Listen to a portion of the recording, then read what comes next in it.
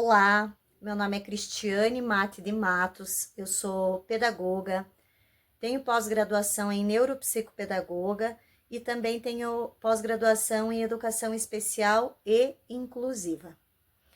O título ou o tema para esse plano de ação que eu escolhi é as etapas da observação em sala de aula. Por que eu optei por esse tema? Porque no meu âmbito escolar, no dia a dia, eu percebo que alguns professores ainda têm muita resistência com relação à observação em sala de aula. Ainda tem um entendimento errôneo de que o pedagogo vai lá simplesmente para olhar o que ele está fazendo e para depois cobrar ele de algo errado que ele está fazendo, né? E o objetivo da observação em sala de aula não é esse, de fato, né? E muitos professores não têm um legal entendimento com relação a essa prática. Então, a primeira coisa que eu estarei fazendo é marcando uma reunião com toda a equipe pedagógica, com toda a equipe gestora e com todos os professores, né? E nessa reunião, deixar bem claro o objetivo ou a finalidade de uma observação em sala de aula, né? Explicar que o objetivo da observação em sala de aula é analisar as interações que estão sendo construídas entre o estudante, o professor e os conteúdos que estão sendo trabalhados nessa sala de aula. E também deixar bem claro para os professores que essas observações elas servem para montar uma pauta de formação continuada posteriormente. Uma pauta observada com base nas necessidades de ensino, né? E também conhecer bons exemplos de práticas didáticas que podem ser compartilhadas com a equipe posteriormente, né? Existem tantas práticas super inteligentes, super criativas, que muitos professores fazem e aplicam em sala de aula e tem um super resultado, que muitas vezes não são compartilhados com outros professores. Então, um dos objetivos também seria compartilhar, né, dessas práticas didáticas com toda a equipe, para facilitar o desenvolvimento deles de didática em sala de aula. Explicar também que as etapas de observação, elas são divididas entre planejamento, entre acompanhamento e depois a devolutiva dessas observações, né? Então, depois de toda essa explicação em reunião, aonde todos os professores vão tirar todas as dúvidas com relação a isso, vão conseguir expor as suas ideias, porque de repente eles também têm algumas ideias a serem compartilhadas para essa observação, né? E a equipe pedagógica está aberta a essas ideias, né? Após ser bem esclarecida essa questão do objetivo, eu vou fazer uma escala e nessa escala vão ser colocadas todas as disciplinas de todas as turmas. Então, aqui na escola nós temos o ensino médio do 1º ao 3º ano, né? Onde tem, às vezes, um único professor tem 2 disciplinas diferenciadas. Então, vai ser todas as disciplinas observadas e serão colocadas nessa escala. Nessa escala vai ter a data dessa observação e vai ter também o dia, o horário, tudo certinho, para que os professores não se sintam constrangidos quando for o dia dessa observação, para que eles já estejam preparados para essa observação.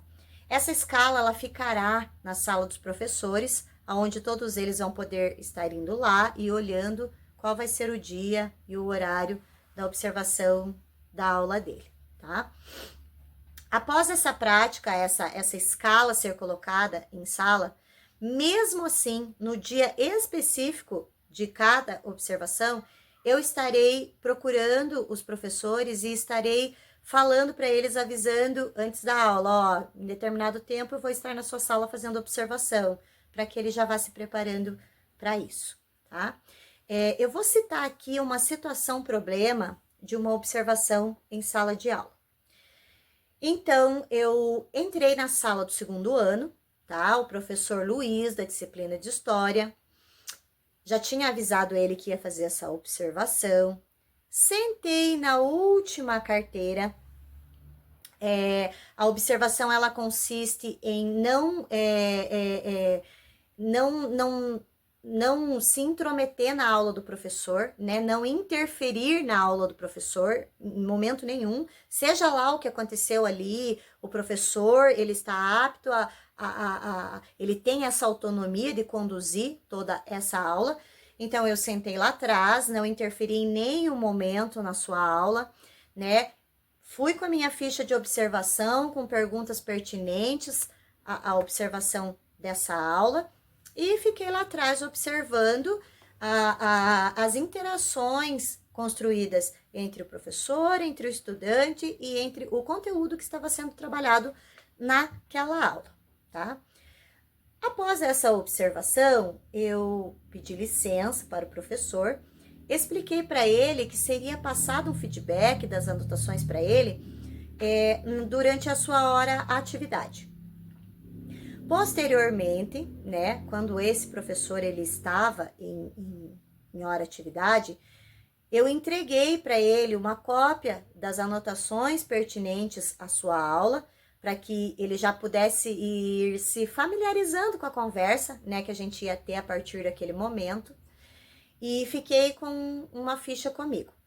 Eu citei para ele, primeiramente, os pontos positivos. Por quê? Porque o pedagogo ele sempre tem que iniciar uma devolutiva de uma observação com o professor com os pontos positivos, né? Preparando já aquele professor. Então, foi citado para esse professor que ele apresentou um conteúdo adequado em sala de aula, adequado à necessidade de aprendizagem da turma.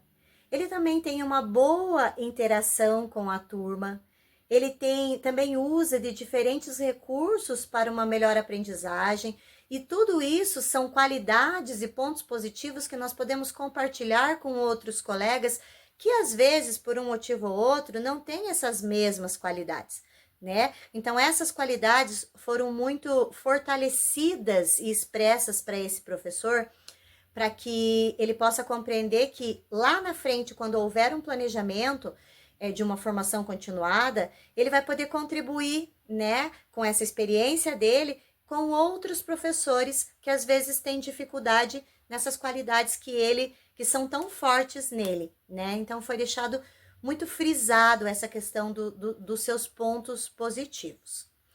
Com relação aos pontos negativos, foi orientado a esse professor que ele precisa usar um tom mais alto durante as explicações. Porque no momento em que eu estava lá, eu percebi que alguns alunos que se sentam no fundo da turma, da sala, eles não conseguiam ouvir muito bem a fala do professor. E algumas vezes falavam, professor, dá para o professor repetir? Por causa do tom de voz do professor, que precisava ser um pouquinho mais alto.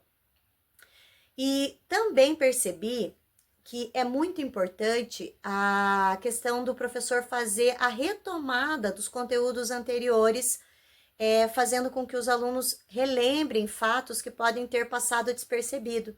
Então, eu percebi que o professor não havia feito essa retomada, e isso faz com que os alunos, às vezes, acabe passando algum fato despercebido porque não foi retomado esse conteúdo anterior, né? Então, esses foram os pontos negativos que foram passados para o professor. O professor, ele ficou com essas anotações para ele, né? A ficha que ficou com a equipe pedagógica foi assinada pelo professor, ela vai ficar arquivada com a equipe pedagógica.